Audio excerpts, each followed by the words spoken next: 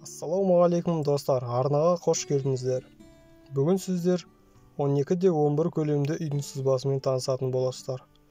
Видеоны бастамас бұрын арнаға тіркеліп, лайк басып, комментария жаза отырыңыздар. Ал ендеше бастайық. Бірінші бізде кіреберіс. Оның көлемі 2-1.90. Келесі жуынатын бөлме. Оның көлемі 3-1.90.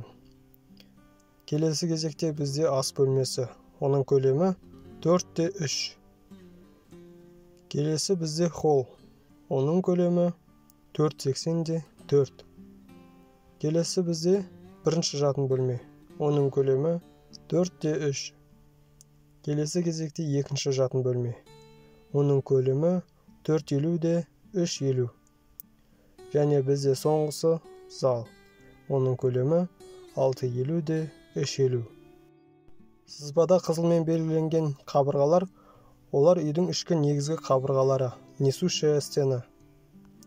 Достар, қазақ тілді арнаның дамуына үлес қосып, арнаға тіркеліп, лайк басып, комментария жазып, және де видеоны достарыңызбен бөлісе отырыңыздар.